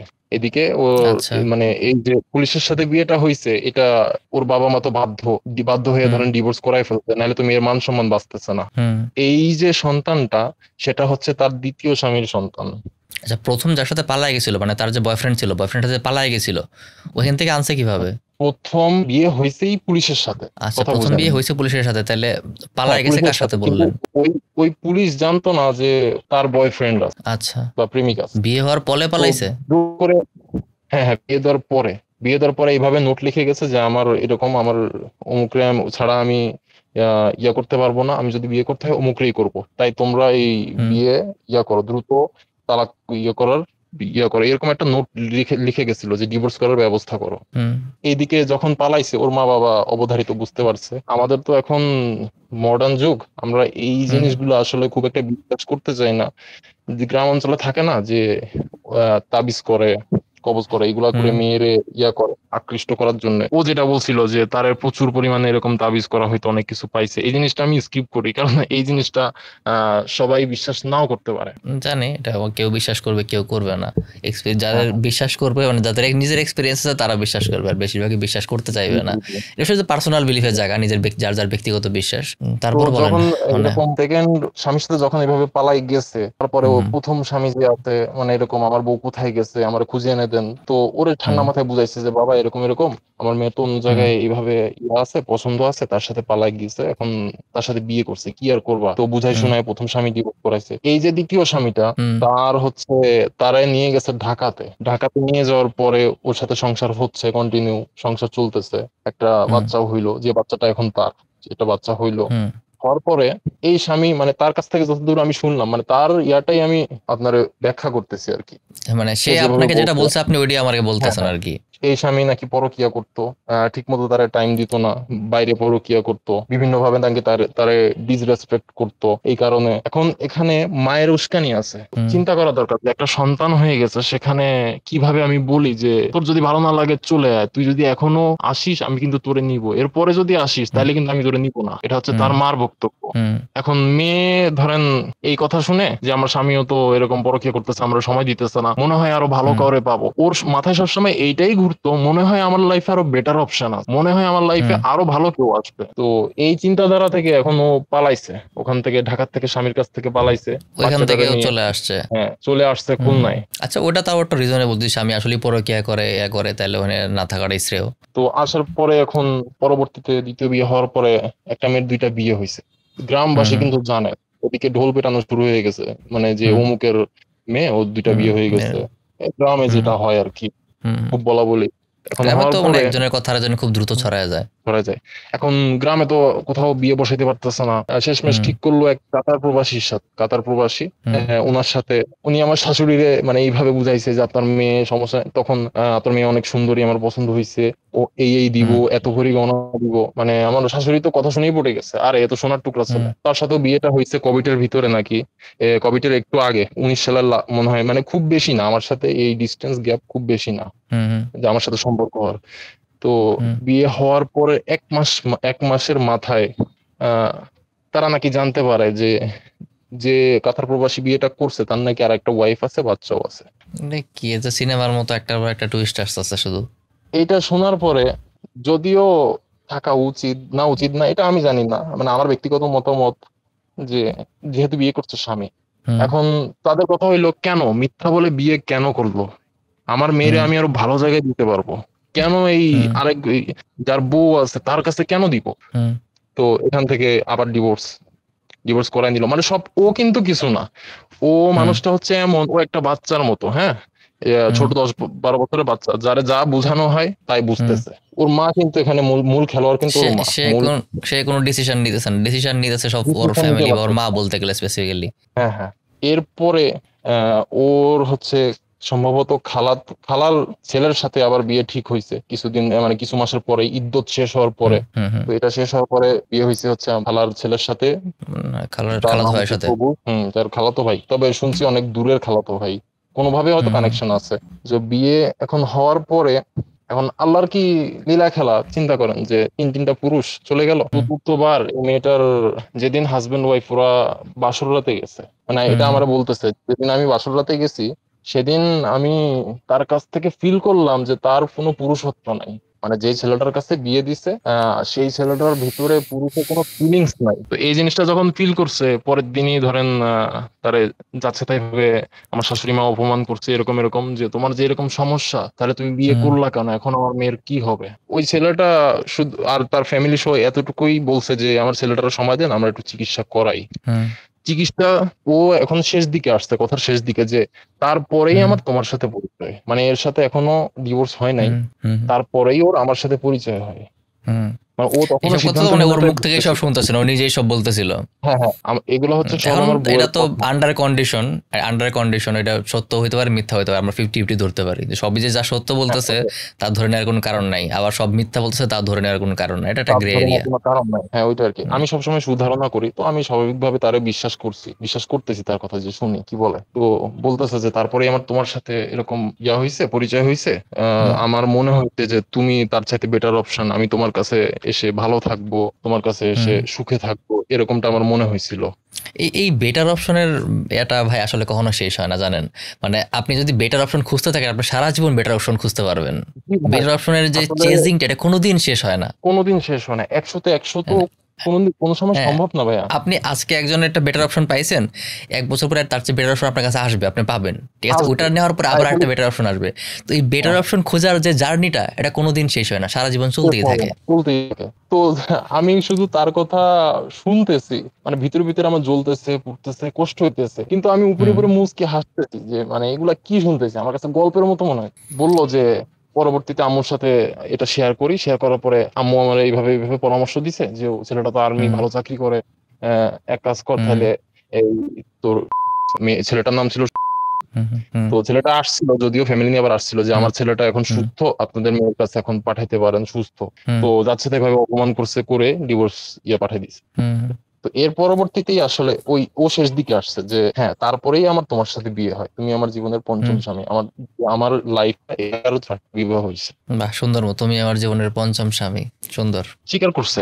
আমি আবার আচ্ছা একটু ভালো। ইয়া টাইপের মানুষ, ভুল স্বীকার করলে আমি হুম আবার নরম হয়ে যাই। হুম খুবই দুর্বল ছিলাম তার প্রতি, এত কিছু ঘটার পরে। তো তখন আমি হচ্ছে আপনার চাকরি করি হচ্ছে বেকারিতে, বেকারির শোরুমে চাকরি করি, একটা বেকারির শোরুম। হুম ওখানে ডিউটি হুম হচ্ছে সকাল 7টা থেকে রাত 9টা পর্যন্ত ডিউটি। হুম এত কিছু শুনছি হচ্ছে সেদিন শুক্রবার, শীতকাল, আমার তো হুম হুম স্যালারি কম, তো একটা শীতের পোশাক আমি পরি, আর হচ্ছে ওরে আমি চাদরটা দিছি। তো ও ভিতরে ভিতরে এত ক্যালকুলেটেড যে আমার স্বামী, ওর শীতের পোশাক আছে আমার নাই। কিছু কিছু মানুষ আছে না খুবই খুঁতখুঁতে স্বভাবের, গিয়ে গিয়ে হুম ধরবে, ভুল ধরবে, ওর এটা আছে আমার দিতেছে না, তার মানে বোধহয় আমার হুম অবহেলা করতেছে। এই জিনিসটা নিয়ে ঠিক ওই দিনই, মানে যেদিন এগুলো শুনছি ঠিক ওই দিনই রাতে আসতেছি, শীতে শীতে কাঁপতেছি। এখন হুম ওর সামনে আসার পরে ও এইভাবে বলতেছে, শীত কি শুধু তোমার একার করে, আমার করে না? ওইখান থেকেই মানে ওর 9 মাসের যে চাপা ওর আক্ষেপটা ছিল ভিতরে, হুম ওই হুম ও সব বেরিয়ে আসছে। হ্যাঁ সব বের হয়ে আসতেছে আস্তে আস্তে, যে অমুক অমুক অর্থনৈতিক বিয়ের চাপের সময়, সমস্যাটা। হুম, যে বিয়ের সময় অমুক মাত্র 5 কেজি মিষ্টি নিয়ে আসছো, আমি মান সম্মান মানে আমাদের মান সম্মান নষ্ট হুম হয়ে গেছে। শ্বশুর বাড়িতেও মাত্র 2 কেজি ফল, 2 কেজি মিষ্টি নিয়ে আসছো, আমাদের মান সম্মান নষ্ট হয়ে গেছে। তোমাদের সাথে হুম কি আমার যায়? আমি বিজিবির মেয়ে, হুম আমাদের একটা মান সম্মান আছে না? তবুও তোমার হুম ভালোবেসে বিয়ে করছিলাম, কি পাইলাম তোমার কাছ থেকে? মানসিক সুখ তো পাইলাম না। মানুষ তো মানসিক হুম সুখ পায় না, হয় ধন সম্পদ পায়, আমি হুম কি পাইলাম? আমি তো কিছুই পাইলাম না, আমার যে ভরণ পোষণ হুম আছে সেটাও তুমি দিতে পারতেছো না। ও হচ্ছে, ও যখন দেখছে যে আমি এত কিছু জেনে গেছি, ওর অতীত জেনে গেছি, হয়তো এই কারণেই মানে আমার এইভাবে ইয়া করতেছে, যে মানে আমি ওর কথা কিছুটা বুঝতে পারতেছি যে এবার বোধহয় হুম আমার হুম পালা। তো আমি নিজের খুব শান্ত রাখার চেষ্টা করতেছি, কিন্তু এমন ভাবে এগুলো বলতেছে। আর সারাদিন ডিউটি করার পরে দেখা যায় শোরুমে যারা ডিউটি করে কাস্টমারের অনেক ভাবে হুম বোঝানো লাগে, কাস্টমার কিন্তু একেবারে জ্বালায় পুড়ায় হুম শেষ করে দেয়। তো আমি মনে মনে ভাবতেছি যে এটা হয়তো এবার আমার পালা, মনে হয় আমিও এরকম কিছুটা হুম করতে যাবো। ঠান্ডা মাথায় পোশাকটা গায়ের থেকে খুলে, যে থাক, আমার ওয়াইফ সে যেহেতু সহ্য করতে পারতেছে না, পোশাকটা রাখবো না, হুম পুড়াই দিতেছি, হুম পুড়াই দিতেছি। হুম এখন ও আবার দৌড়ায় আসছে এটা দেখতে, পোশাক কেন পুড়াই দিতেছো, কি হয়েছে, টাকা পয়সা বেশি হয়ে গেছে? হুম আরে ভাই আমি কোন দিকে যাব, তোর সহ্য হুম হচ্ছে না, ওই কারণে আমি এটা জ্বালাই দিতেছি এরকম।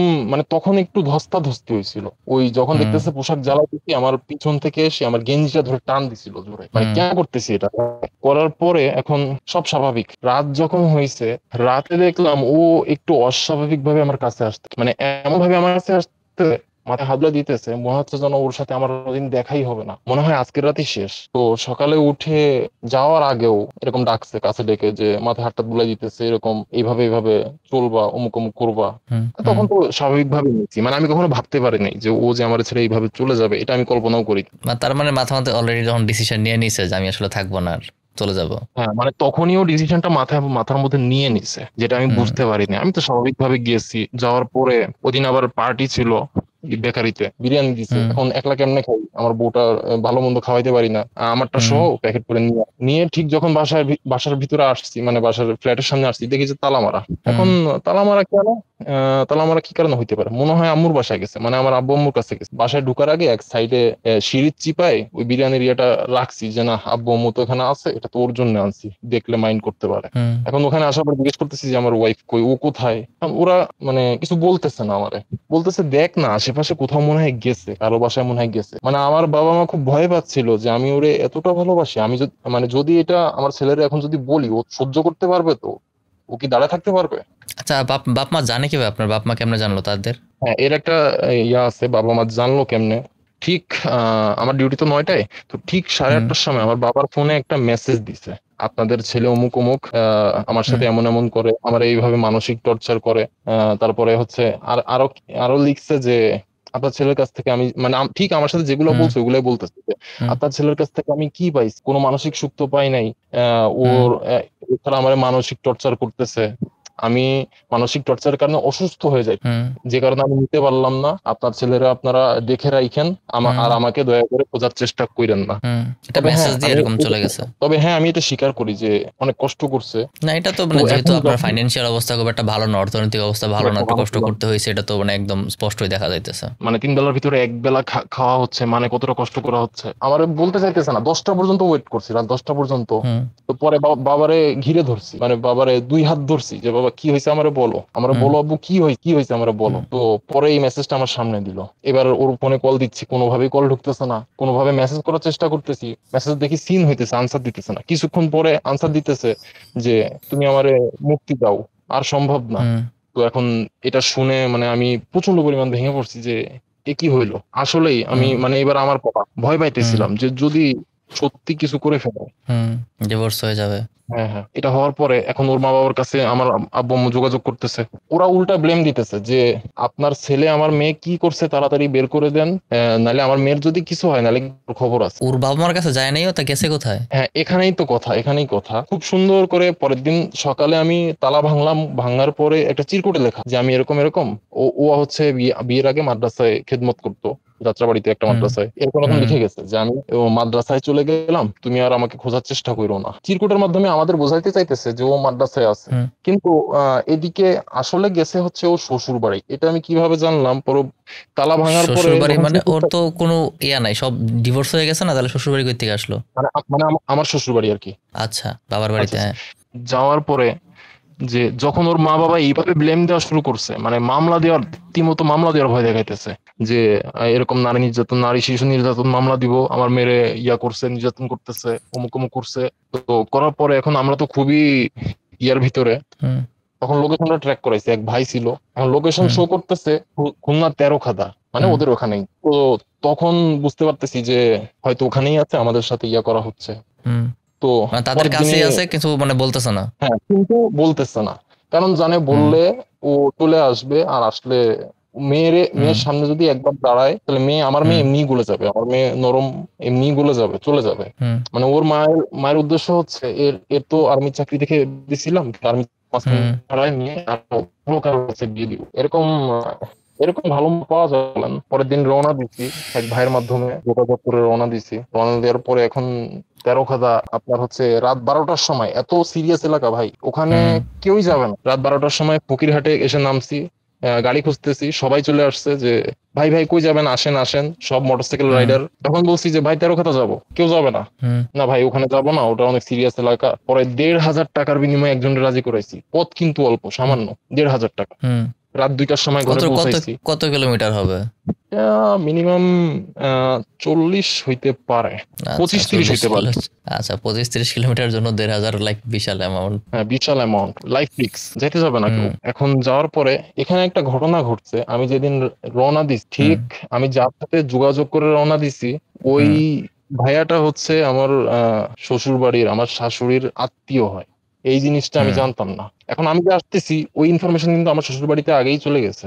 ওরা জানতে পেরে ভুল জায়গায় ট্রাস্ট করে ফেলছেন। ট্রাস্ট করে ফেলছে। সকালবেলায় কিন্তু ওরা মেরে গোছায় গেছে, অন্য জায়গায় পাঠাই দিছে, আত্মীয় হুম বাড়িতে পাঠাই দিছে। এখন রাত 2টার সময় এসে ধাক্কাইতেছি, হুম ধাক্কানোর পরে মানে আমার তো তখন মেন্টালি ধরেন অবস্থা ভালো না, হুম বউটা আছে কোথায়, ওরে আমি হুম ওরে আমি পাবো তো গেলে, হুম ও ও আমার সাথে আসবে না আসবে না। হুম হুম তো এটা যখন ইয়াতে আসছি, শ্বশুরবাড়ির সামনে নক করছি যে কি হয়েছে, তুমি কেন আসছো, আমার মেয়ে কোথায়, আমার মেয়ে খুঁজে দাও, মানে ওরা অলরেডি ওটা বলতেছে, এখনো এখনো ওটা ওইটাই বলতেছে। মানে যাওয়ার সাথে সাথে উল্টা আপনারাই ব্লেম দিতেছে হ্যাঁ হ্যাঁ হ্যাঁ, যে আমার মেয়ে এখানে কেন কোথায়। আসছো, এখানে কেন আসছো। আমি জীবনে কারো কাছে মনে হয় এতটা ছোট হই নাই, আমার শাশুড়ির কাছে যতটা ছোট হয়েছি, শাশুড়ির পায়ে ধরছি, যে পায়ে ধরে কান্না করতেছি যে হুম আপনার মেয়েটা কোথায় আছে, আপনি হুম দয়া করে ওরে আমার কাছে ফিরায় দেন, আমি ওর সাথে সংসার করতে চাই, আপনি দয়া হুম করে ওরে আমার থেকে আলাদা কইরেন না, কোথায় আছে প্লিজ আমার হুম জানান। কয় আমি কি জানি আমার মেয়ে কোথায় আছে, আমার মেয়ে কোথায় আছে তো তুমি হুম বলবা, তোমার খবর আছে। হুম মানে ভয় দেখাইতেছে, ওর আঞ্চলিক ভাষায় বলতেছে যে হুম তোমার খবর হুম আছে, তুমি যদি না বাইর করে দাও তো তোমার খবর আছে। হুম তো বাসা পুরা তন্ন তন্ন মানে এতটাই পাগলামি করতেছি, খাটের নিচে পর্যন্ত দেখতেছি, ড্রামের ভিতরে দেখতেছি যে মেয়ে কোথায় লুকায় রাখছে, মেয়ে হুম কোথায় লুকায় রাখছে। তো ওরা এইসব পাগলামি দেখে মনে করেন এত রাতে তো যে কেউ তো মনে করেন ভয় পাবে, এত রাতে হুম 2টা 30 মিনিট বাজে, হুম তো লোক জড়ো হুম করে ফেলছে যে এরকম আমার মেয়েরে, হুম এই লোক জড়ো করে বলতেছে এরকম, এটা আমার এর কাছে হুম বুঝে শুনে বিয়ে দিচ্ছিলাম, ও হুম পাগল, পরে জানতে পারি যে ও হুম পাগল, ও আমার হুম মেয়ের কারণ অত্যাচার পাগল করে, বানায় ফেলছে। মারে। হ্যাঁ হ্যাঁ হ্যাঁ, এত বড় বানাই ফেলছে, আমার মেয়েরে প্রচুর মারে, আমার মেয়ে সহ্য করতে না পেরে এখন কোথায় চলে গেছে, আমাদের মেয়েরে পাইতেছি না, তোমরা তাড়াতাড়ি ওরে হুম সরাও, নাহলে পুলিশে দাও। তো ওই রাতেই তারপর। এক ভাইয়া, মানে ওই এলাকারই সাইডে, হুম তো উনারে উনি আমারে টেনে নিয়ে আসছে, কারণ ওখানে থাকলে যে কোনো সময় হয় আমার হুম মানে মাইর খাইতে পারি, আর নাহলে পুলিশের হাতে তুলে দিতে পারে। হুম তো উনি আমার ইমোশন দেখে আর কি কিছুটা বুঝছে যে হুম হয়তো এর ভিতরে আরো কোনো কথা আছে, আরো কিছু আছে। তো ট্রেনে নিয়ে সবকিছু জিজ্ঞেস করার পরে যে ভাইয়া কি কি হয়েছে তোমার, আমরা খুলে বলো, তো ওনারা সবকিছু খুলে বললাম। তো বলার হুম পরে উনি আসলে ওই ওই ইনফরমেশনটা আমার দিছিল যে মেয়ে মেয়ে তো সকালবেলা এরকম এরকম দেখলাম পাঠাই দিল খুব তাড়াহুড়া করে। হুম ওনার বাসায় রাতে থাকার পরে আমারে বাসায় পাঠাই দিছে, ভালোভাবে গাড়িতে তুলে পাঠাই দেওয়ার পরে আমরা আমরা ভাইয়া 3 মাস ওয়েট করছি হুম মেয়ের সাথে যোগাযোগ করার। 3 মাসের ভিতরে আমরা কোনোভাবেই যোগাযোগ করতে পারি নাই, মানে হুম একটা মেসেজও না, মেসেজ গুলা সিন করে রেখে দিত। আর 3 মাসের ভিতরে ওর মা স্বীকারই করে নাই যে ওর কাছে আছে। 3 মাস পরে একটা ছবি পাঠাইছে, ওখানে এভাবে লেখা আছে, এটা হচ্ছে খুলনা জজ কোর্ট থেকে নোটারি পাঠানো হুম হয়েছে, যে এরকম আমার স্বামী হুম এই মানসিক অসুস্থতার কারণে সময়ে হুম অসময়ে কারণে অকারণে আমার উপর হুম মানসিক অত্যাচার করতো। হ্যাঁ, আমি হুম তা এতই অসহনীয় যে যে আমি সহ্য করতে না পেরে আমার হুম পক্ষে এই সংসার করা সম্ভব হচ্ছে না, তাই আমি আমার হুম স্বামীকে স্বেচ্ছায় ত্যাগ করলাম। এভাবে হুম একটা খোলা তালাক কথা। ডিভোর্স হওয়ার পরে হুম এদিকে আমিও এটা মন থেকে মেনে নিতে পারি নাই। 2-3 মাস খুবই অসুস্থ, মানে লোকে বলতো, লোকের মুখে শুনি, তখনকার কোনো কথাই আমার মনে নাই, লোকের মুখে শুনি মানে আমি নাকি খুব পাগলামি করতাম, হুম তারপরে এই জিনিসপত্র ভাঙচুর করতাম, কথা বললে রেগে যাইতাম। এই জিনিসগুলো এখন আর মনে পড়ে না, লোকের মুখে শোনা। তো ভালো একটা ডক্টর দেখাইছিল তখন আব্বু আম্মু, হুম ভালো একটা ডক্টর দেখানোর পরে যখন আহ ওষুধপত্র খেয়ে আস্তে আস্তে সুস্থ হয়েছি, হুম হওয়ার পরে তখন ততদিনে ডিভোর্সের 6 মাস, 6 মাস পর্যন্ত ওয়েট হুম করছি, অনেক রিকোয়েস্ট করছি, লাভ হয় নাই। হুম ও কি করতো, মেসেজ গুলো দেখে দেখে সিন করে রেখে দিত। হুম আর বাবা মাও দেখতেছে যে এই মেয়েরে তো না এই ছেলেরে তো এখন বিয়ে দিতে হবে। তো একটা মেয়ে দেখা হইলো, দেখার পরে ওর সাথে বিয়ে টিয়ে সব মানে ঠিক। আপনার এই সমস্যা ঠিক করার জন্য আপনার বাবা মা সিদ্ধান্ত নিল যে ছেলের এমন একটা বিয়ে দিতে জি হবে, জি একটা বিয়ে জি। দিলে আগেরটা ভুলে যাবে। হ্যাঁ হ্যাঁ এরকম। আচ্ছা, এটা খুব একটা ভালো তো সিদ্ধান্ত না, তারপরও বলেন। তো দ্বিতীয় বিয়ে দেওয়ার ঠিক গুনে গুনে 2 দিন পরে ও কোনোভাবে হয়তো জানতে পারছে যে আমার বিয়ে হুম হয়েছে, কোনোভাবে হুম জানতে পারছে। আপনি জানায় বিয়ে করেন নাই মানে ও বউরে? হ্যাঁ, একটা মেসেজ দিছিলাম, বিয়ের একদিন পরে একটা মেসেজ দিছিলাম এরকম যে আমি বিয়ে করছি, বোর ছবি সহ দিছিলাম। তো ওই হুম দ্বিতীয় দিনই ও আবার রিপ্লাই করছে যে এরকম এই, তখন মানে ওর সব বের হয়ে আসতেছে যে তুই কিভাবে পারলা আমারে ছেড়ে বিয়ে করতে, আমি তো সহ্য করতে পারতেছি না, আমার এই হইতেছে সেই হইতেছে, রাতে ঘুমাইতে পারতেছি না, মানে না না, অসহনীয় একটা আমি এটা কষ্ট আচ্ছা দেখা ঠিক দিচ্ছে। আছে, ওকে বলেন। আর আমি জিজ্ঞেস করতেছি, আপনি যে দ্বিতীয় বিয়েটা করলেন ওটা ওই মহিলারা জানান নাই যে যাকে বিয়ে করছেন দ্বিতীয় বিয়ে, যে আপনার আগে একটা বিয়ে ছিল, এটা জানান নাই? হ্যাঁ, এটা তো সেও জানানো উচিত। সেও সেও ডিভোর্সি ছিল, আমি ডিভোর্সি দেখেই বিয়ে করছিলাম। আচ্ছা, আপনার দ্বিতীয় যে বিয়েটা ছিল সেও ডিভোর্সি? হ্যাঁ, সেও ডিভোর্সি। আচ্ছা আচ্ছা মানে আচ্ছা, এরকম দুজনে ইকুয়াল তখনও গ্রাউন্ডে। তখনও মাথায় তখনও মাথায় এরকম একটা চিন্তা যে কি হয়েছে, ডিভোর্সি হুম মেয়েরা তো হুম সবাই খারাপ না, সমস্যা হুম নেই, আবার একটা ডিভোর্সি মেয়েরে বিয়ে করি, ভালো থাকবো, কারণ এরা তো প্রথমবার হুম স্বামী হারায়, হয়তো দ্বিতীয়বার হুম স্বামীর অনেক মূল্যায়ন করে। তো করার পরে দ্বিতীয় দিনের মাথায় যখন এগুলা করলো, যে কিভাবে পারলেন, ইয়ে করলেন, সে করলেন, অনেক নরম হয়ে গেছি তার কথায়। মানে তখন হুম অলরেডি ভাবতেছি যে আল্লাহ এটা কি করলাম। সে তো আবার মানে সে অলরেডি তখন আবার ফিরে আসতে চাইতেছে, ব্যাক করতে হুম চাইতেছে যে আমি তোমার হুম। স্মৃতিগুলা খুব মিস করতেছি, তুমি যে এরকম আমার কাজে কিন্তু সহযোগিতা আপনাদের করতা ডিভোর্স হয়ে এরকম। গেছে না তখন? আপনার ফার্স্ট ওয়াইফের সাথে আপনার হ্যাঁ, ডিভোর্স হয়ে গেছে না, মানে কমপ্লিট হয়ে গেছে ডিভোর্স ডিভোর্স? হয়ে গেছে। হ্যাঁ, ডিভোর্স আচ্ছা। ততদিনে কমপ্লিট 6 মাস পারও হয়ে গেছে। আচ্ছা। আর এখন সে এখন ভাবতে চাইতেছে যে ফিরে আসবে বা এরকম কিছু একটা, তখন হ্যাঁ, মেসেজে হ্যাঁ, রিপ্লাই ফিরে দিতেছে। আসবে। এখন তার সাথে আবার তখন কথা বলা শুরু। তো এরকম করতে করতে মনে হয় 1 মাস পরে আমার যে ওয়াইফ, তারা সবকিছু শেয়ার করলাম, বর্তমান ওয়াইফ, যে এরকম আমি তো হুম ওর এর সাথে ডিভোর্স হওয়ার পরে এমন হয়েছিল, এখন সে আবার ব্যাক করতে চাইতেছে, আমি তারা আবার নিতে হুম। চাইতেছি, তুমি কি বলো। তো তখন এই বউ। দ্বিতীয় বউ যে সে হুম কিছুটা মানে আমার আমার উপরে ইয়া করতেছে আর কি, আপনি যদি আনতে চান তাহলে আনেন, হুম আমার এমনিতে কোনো আপত্তি নাই, হুম। আপনি আনেন, সমস্যা নেই। মানে এইভাবে সে আমার রাজি ইনিশিয়াল হয়ে করতে, গেছে। হ্যাঁ, কারণ দেখতেছে যে আমি ছটফট করতেছি, মানে তার হুম সাথেও ভালো ব্যবহার করতে পারতেছি না, আমি মন থেকে তারা মেনে নিতে পারছি। হুম। তো এই তার বিয়েটা আসলে করা আপনার ধারণাটা উচিত এমন, হয় না। বাবা মা, আপনার বললাম না যে এটা খুব একটা ভালো সিদ্ধান্ত না আসলে। ভালো একজনকে সিদ্ধান্ত না। ভোলার জন্য আরেকজনকে ধরা এটা কখনোই ভালো সিদ্ধান্ত না। এটা লাইক বিয়ে, রিলেশনশিপ সব ক্ষেত্রেই। তো তখন মানে আমার তো এটাই ইয়া যে ও তো হুম তালাক দিয়ে চলে গেছে, মানে ও তো খোলা হুম নিয়ে নিছে অলরেডি, সে কি আর জীবনে আসবে? কখনো তো হুম সম্ভব না এইভাবে ভাব। হুম হুম আবার সিদ্ধান্ত নিলাম না তারে আমি ফিরে আনবো, যদি এক তালাক হয়েছে, মানে 3 তালাক হইলে তো আর ফিরে নেওয়া যায় না, খোলা তালাক হয়েছিল তখন হুম 1 তালাক। হুম তো হুম হুম আবার তারে এইভাবে আনছি, ফিরে আনার পরে তখনও আমি ওই চট্টগ্রামেই হাটাজারিতে বেকারিতে চাকরি করি, তখন স্যালারি বাড়ছে 14,000।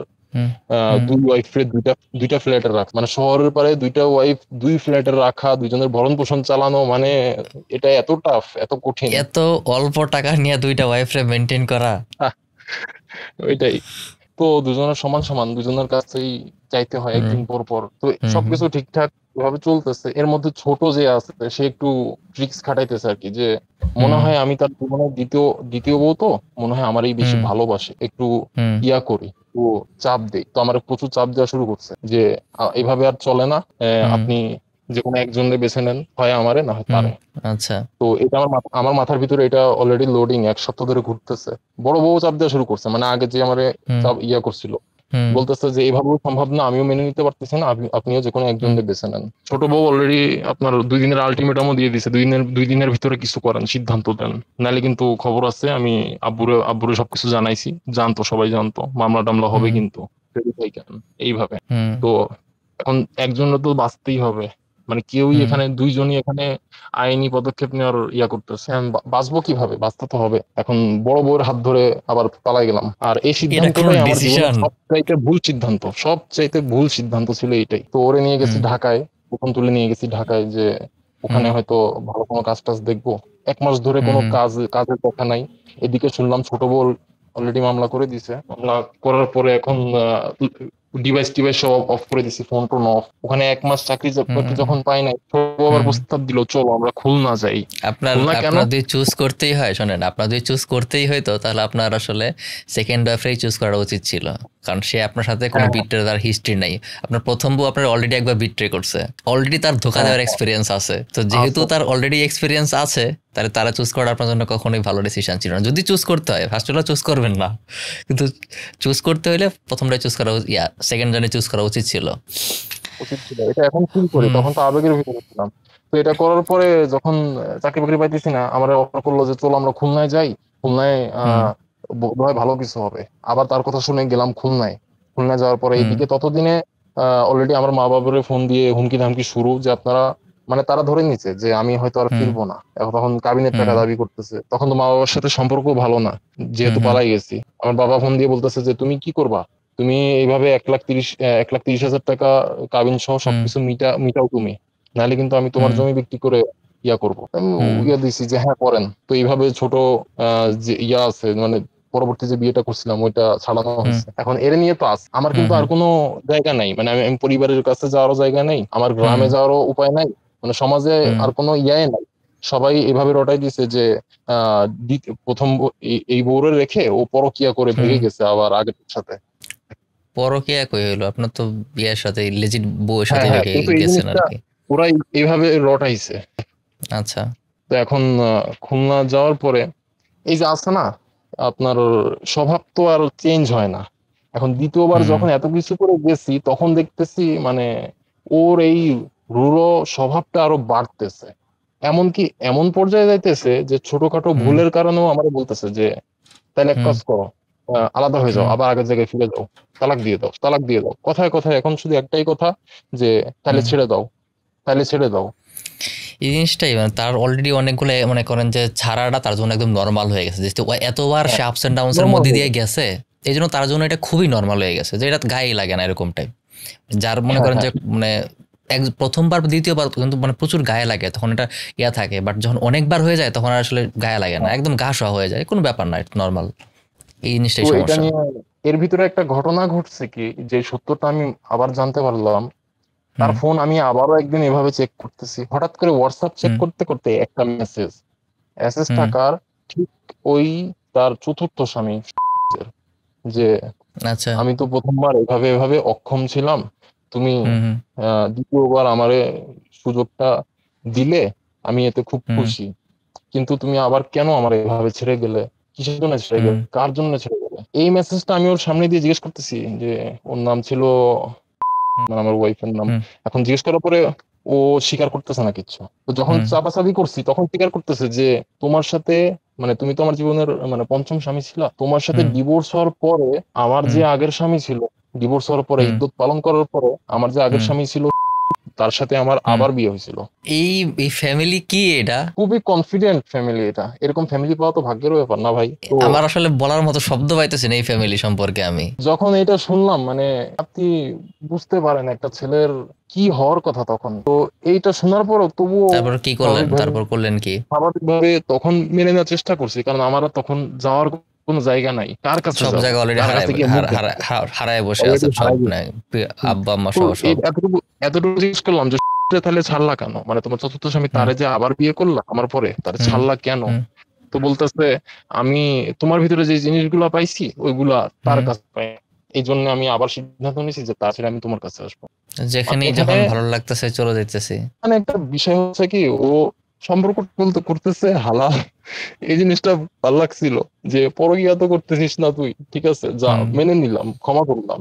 তখন ওইখান থেকেই আমাদের ভিতরে ধরেন সম্পর্কটা আস্তে আস্তে খারাপ হওয়া শুরু করছে। হুম কথায় কথায় কেউ কারো কথা সহ্য করতে পারি না, মেনে নিতে পারি না, আরো অভাব চলতেছে তখন।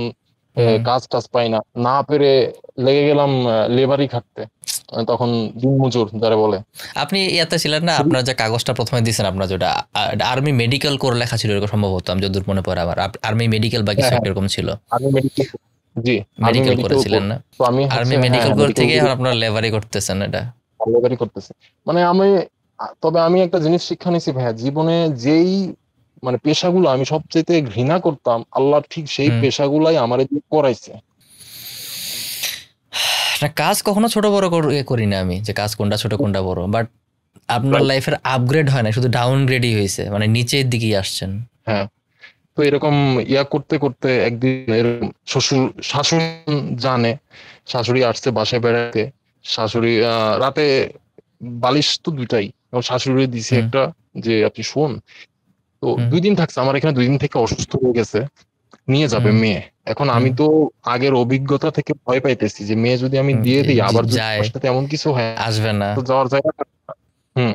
তো আমি মেয়ে দিব না, যে আপনার মেয়ে আমি দিব না। মেয়ে তখন অসুস্থ, জ্বর, এদিকে আমারও হুম মানে টাকা পয়সা এরকম হাতে নেই যে ওরে হুম দেখাবো। মা আশ্বস্ত করতেছে যে না, আমি সুস্থ করে তোমার কাছে দিয়ে দেবো, কিন্তু আমি আমি হুম তো হুম নাছোড়বান্দা, ছাড়বো না। ওই লেগে গেল হুম শাশুড়ির সাথে, হুম শাশুড়ির সাথে ওই তখন লেগে গেছে ঝামেলা।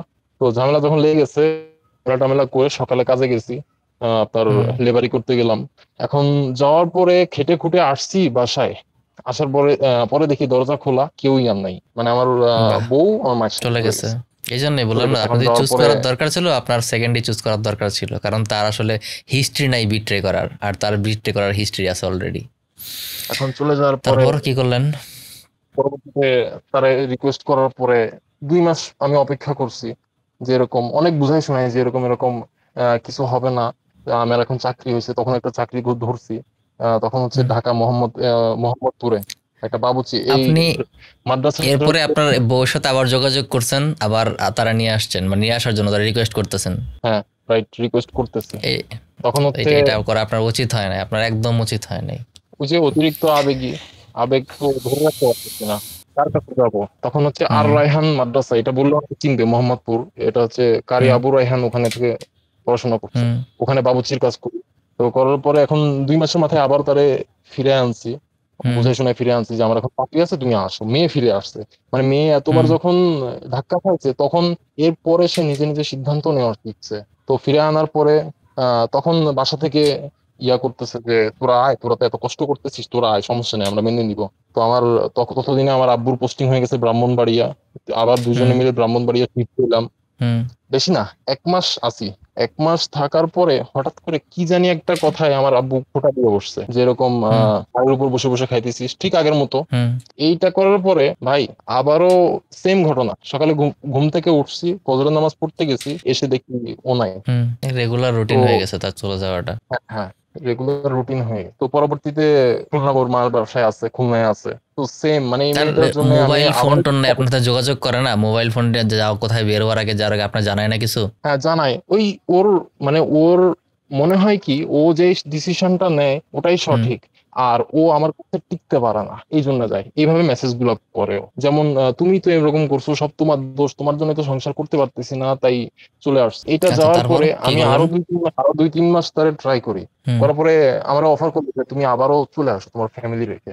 আসল সমস্যা ছিল যে আমার আম্মুরে দেখতে পারতো না, যেটাই হোক। তো আবারও এখান থেকে খুলনায় গেছি, সবকিছু ইয়া করে। এখন যাওয়ার পরে খুলনায় বাসা নিছি, আবারও সেম ওখানে লেবারি খাটতেছি, আগের মতোই ঠিক সব লেবারি খাটতেছি। খাটার পরে এইবার এইবার যে জিনিসটা হইছে, ওর বাবা মা নাকি বাসা থেকে তখনও জানতো না। ওর বাবা মা জানতো যে ও মাদ্রাসায় চাকরি করে, কিন্তু ও কিন্তু আমার সাথে এসে সংসার করতেছে অলরেডি খুলনায়। তো ওর এর বাবা মারেও না জানায় আপনার কাছে চলে আসছে এরকম কিছু বলতেছেন? হ্যাঁ হ্যাঁ হ্যাঁ, মানে ওর বাবা মা আবারও ওর বিয়ে ঠিক করতেছিল। তো ওইটা হুম বিয়েটা করবে না, কারণ আমার সাথে তো তার সম্পর্ক কন্টিনিউ চলতেছে। হুম হুম আমার সাথে তার, আমি তো বিয়ে করে আবারও নিয়ে আসছি, কন্টিনিউ চলতেছে। হুম হুম এখন ওর মা আর বাবা ওটা জানে তার যে ওর ও বাবা মা জানে না? মাদ্রাসা, হ্যাঁ ওর বাবা আমারে জানাইছিল যে ওর সাথে আমি আবারও ডিভোর্স করাইছি, হুম ও মুখে আমার তালাক দিয়ে দিছে। হুম এর পরবর্তীতে ওর মা বাবা জানে যে না, আমার মেয়ে মাদ্রাসায় আছে, সমস্যা নাই, কিন্তু ও কিন্তু সংসার করতেছে আমার সাথে। হুম ঠিকই আগের অবস্থা। আমি ওর ব্যাপারে একটা ডক্টর দেখাইছি ওরে, যে কেন এগুলো করতেছে সে। তো সেই ডক্টরটার সাথে কথা বলার পরে উনি যেটা বললো, আসলে আপনার ওয়াইফ এই বর্ডার লাইন পার্সোনালিটি ডিসঅর্ডার রোগে আক্রান্ত। তো আমি বিস্তারিত জিজ্ঞেস করলাম, গুগল করলে অনেক কিছু জানতে হুম পারবে হুম হুম যারা এই হুম হুম রোগ সম্পর্কে অবগত। তো ও হচ্ছে বর্ডার লাইন পার্সোনালিটি ডিসঅর্ডার আক্রান্ত। মানে এই রোগে আক্রান্ত, মানসিক রোগে আক্রান্ত রোগীরা কখনো সিদ্ধান্ত নিতে পারে না, অথবা হুম কখনো দেখা যায় এখন একটা সিদ্ধান্ত নিছে, 2 মিনিট পরে সেই সিদ্ধান্তটা থেকে আবার সরে আসতেছে। মানে তার কাছে কখনো এটা সঠিক মনে হইতেছে, কখনো ওইটা ভুল মনে হইতেছে, কখনো কাউরে খুব ভালো মনে হইতেছে, কখনো আবার সেই ব্যক্তিটাকে খুবই খারাপ মনে হইতেছে। এটা একটা রোগ। আচ্ছা তো যখন এই রোগে আক্রান্ত ওরে বলছি, তো বলার পরে মানে খুবই একটা খারাপ বিহেভ করতেছে আমার সাথে, যে না আমার কোনো রোগ টোক হয় নাই, আমি সব ঠিক আছি। হুম মানে মানসিক রোগীরা যেটা বলে যে না, হুম সে সব কাজ কিছু ঠিক আছে। এদিকে কিন্তু সংসারের অভাব, সবকিছু তারা দিতে হুম পারতেছে না, এর মধ্যে সে রোগাক্রান্ত হয়ে গেছে। হুম তার হচ্ছে মেরুদণ্ডের আচ্ছা, 3টা এটা হাড়। এই বর্ডার লাইন যে ডিসঅর্ডারটা এটা কি অনেক আগে থেকেই ছিল তার? এটা হচ্ছে তার অনেক, মানে দীর্ঘদিন ধরে। এটা হচ্ছে টিনেজের পর থেকে, মানে ওনার সাথে ডক্টরের সাথে কথা বলে যেটা জানতে পারলাম, যে এটা যাদের হয় টিনেজের হুম পর থেকে শুরু। আর একাধিক মেন্টাল ট্রমার কারণে এই রোগের হুম ইয়াটা আরো, প্রভাবটা আরো বাড়তে থাকে যদি চিকিৎসা না করা হয়। যত সময় যাবে তত এই রোগের প্রভাবটা আরো বাড়তে থাকবে, রোগী আরো আচ্ছা, বেসামাল হয়ে থাকবে। তার এই এই উদ্ভট আচার আচরণের এখন একটা রিজন পাইলাম যে না কেন তার এই বিয়েগুলা বা এরকম উদ্ভট ডিসিশন যেগুলো নিছে ওগুলোর পেছনে একটা রিজন পাইলাম এখন, মানে বুঝলাম যে না কেন এগুলা, ওটার পিছনে আসলে কারণটা কি। এই রোগের মেন একটা লক্ষণ এটাই যে কখনো এই সিদ্ধান্ত, যে সিদ্ধান্তটা সেম জিনিস আমি নিতেছি, কখনো এই সিদ্ধান্তটা আমার কাছে সঠিক মনে হইতেছে, কখনো ভুল মনে হইতেছে। ভুল কখনো এই মানুষ সঠিক মনে নির্দিষ্ট কোনো হইতেছে, সিদ্ধান্ত নিতে পারে না। হ্যাঁ হ্যাঁ, এরা অনেকটা বাচ্চাদের মতো, এদেরকে যা বোঝানো হয় সেটাই ওরা হুম ব্রেনে গেঁথে ফেলে। এ আমারে বলতেছে এই পরামর্শটা মনে হয় এটাই সঠিক। পরবর্তীতে আমার ওয়াইফ রে এটা যখন জানাইলাম, না কোনোভাবেই তো হুম নাছোড়বান্দা, যে এখন আমি এটা মানবে না বলছি এটা। কেন, তারে আমি এই কথাটা বললাম কেন যে সে এই রোগে আক্রান্ত, সে হুম তখন সব ডিসকাস করে চলে গেছে আমার সাথে, ওর পরিবারের কাছে চলে গেছে আবার। এটা কেমন কথা হইলো? আপনার ওই এখন মেরুদণ্ডে কি সমস্যার কথা বলতেছিলেন যে ওয়াইফের লাইক আমার স্পাইনে আমার কোনো ওয়াইফ সমস্যা হয়েছিল? আমার ওয়াইফ তখন খুবই অসুস্থ, কারণ তার প্রথম যেবার সিজার করানো হয়েছিল সেবার রক্ত হুম শূন্যতা ছিল, কিন্তু রক্ত দেওয়ার দেওয়া হয় নাই, তো এখান থেকে তার শরীরে রক্ত শূন্যতা। এই সিজার বলতে তার প্রথম বাচ্চার সময়, মানে তার ওই যে পুলিশের সাথে যখন বিয়ে হয়েছিল প্রথম বাচ্চা তখনকার সময়ের? জি জি, তখনকার সময় তারা সিজার করা হয়েছিল, রক্ত দেওয়া হয় নাই। আচ্ছা, তো তার বয়স অনেক কম ছিল, আই গেস 16-17। জি জি, এরকমই 16 সম্ভবত। আর হুম, আর তার মেরুদণ্ডের 3টা হাড় মাঝখান থেকে ক্যালসিয়ামের হুম, অভাবে ফাঁকা হুম, ফাঁকা হয়ে গেছিল। এই যে হুম, আমার সাথে দীর্ঘদিন যে সময়টা কাটাইছে 2-3 বছর, হুম, এই এই সময়টাতে যে আমার কাছ থেকে ভালো মন্দ যে নিউট্রিশন তার পাওয়ার দরকার ওটা পায় নাই, তোর পায় নাই। পায় নাই, যে কারণে হুম, এই ইয়াটা হইছে। এইভাবে অসুস্থ অবস্থায় তারা আমি কেয়ারটা করতে পারি নাই। হুম, পরবর্তীতে লাস্টে যখন এই লোকটার কথা বলছি, সে তো এমনি আমার উপরে বিরক্ত, এতবার আপ ডাউন হইছে, হুম, বিরক্ত। শেষে যখন এই রোগটার কথা বলছি, একেবারে মানে তখন দুই চোখে দেখতে পারতেছে না, সবকিছু ডিসকাস করে চলে যাচ্ছে তখন, আচ্ছা, যে তুমি তোমার পথ দেখো, আমি আমার পথ দেখি। হুম, তো আমি তখন আমি মানে মানসিক ভাবে এটা মেনে নিতে পারতেছি না। তখন আমি এমন একটা অবস্থা যে হয়ে যাচ্ছে, হয়ে যাক, হুম। যা হচ্ছে মাথার উপর দিয়ে হয়ে যাক। তারপর চলে গেল আবার তো বাবার তখন বাড়ির কাছে মানে? আবার বড় আবারও চলে গেছে। তো সেদিন রাতে সিদ্ধান্ত নিলাম যে করবো। খুলনা সোনাডাঙ্গা মোড়ে দাঁড়াইছি, খুলনা সোনাডাঙ্গা মোড়ে ট্রাক হুম, আসতেছে, ট্রাকের নিচে দিছি ঝাঁপ, কিন্তু দুর্ভাগ্যবশত, এখন এখন মনে করি যে সৌভাগ্যবশত ট্রাক উপর দিয়ে চলে গেছে, আমি নিচের গ্যাপে পড়ে গেছি। আল্লাহ বাঁচাইছে।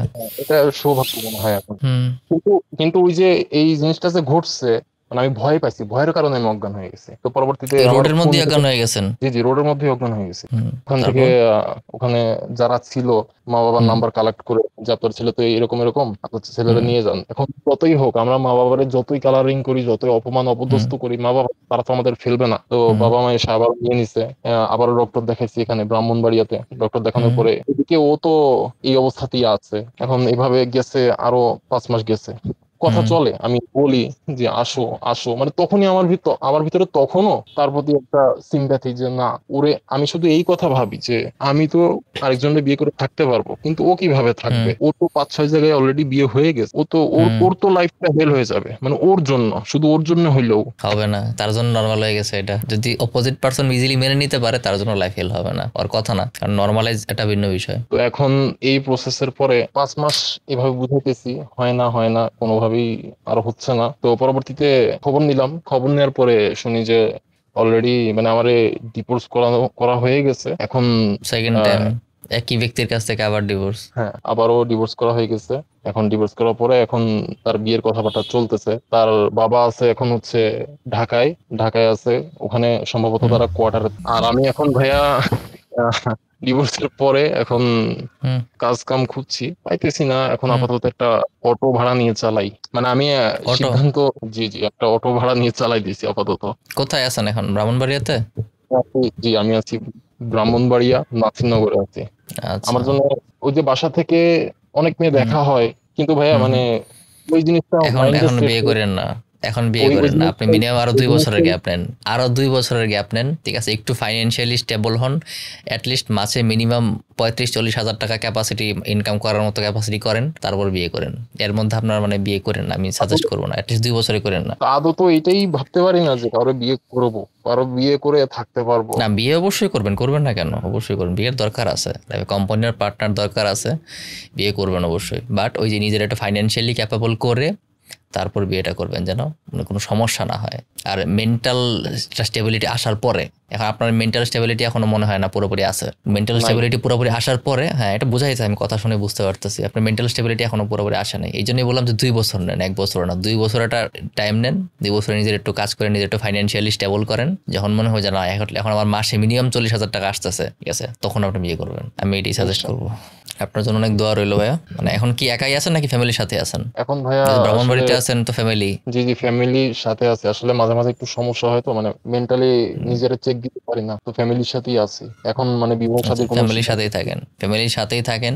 তো আর যেটা বললাম 2 বছরের একটা গ্যাপ নিতে পারেন, তারপর সিদ্ধান্ত নেন। আপনার বয়স তো এখনো 24, তাই না? জি ভাই, আমার বয়স 24। ঠিক আছে, ওকে, তাইলে 26-এ গিয়ে পরে চিন্তা ভাবনা করেন, মাঝখানে আর করার দরকার নেই। অনেক অনেক আপনার উপর দিয়ে অনেক কিছু চলে গেছে অলরেডি, এগুলা হিল হওয়ার জন্য কিছু সময় দরকার। সেটা বলা আছে, টাইম হিলস এভরিথিং। সময় সবকিছু আসলে ঠিক করে দেয়, তো একটু সময় দেন, ধৈর্য বাড়ান, সময়ের সাথে সাথে আস্তে আস্তে ইনশাল্লাহ ঠিক হয়ে যাবে। আর আপনার বয়স বাড়লে আপনার মেন্টাল ম্যাচুরিটি স্টেবিলিটিও বাড়বে, কি সিচুয়েশন হুম, কেমনি কোন সিদ্ধান্ত নিতে হয় কোনটা নিতে হয় এটা বুঝতে পারবেন। মানুষ জি জীবনে, ভাই, আমি আপনি তো, গতকালকে একজনের সাথে কথা বলছিলাম, মানুষ জীবনে সবচেয়ে বেশি ভুলগুলা করে আসলে ওই 16 থেকে এই 24-এর মাঝামাঝি সময়টাতে, 16, 23, 24 এই মাঝামাঝি সময়টাতে। এই সময়টাতে সবচেয়ে বেশি অ্যালার্ট থাকতে হয়। এই সময়টাতে গার্ডিয়ানদের একটু অ্যাক্টিভ বেশি থাকতে হয়, নিজেদের একটু বেশি অ্যাক্টিভ থাকতে হয়। বলে মানুষ এমন এমন ভুল করে বসে যেগুলোর দাগ সারা জীবন থেকে যায়।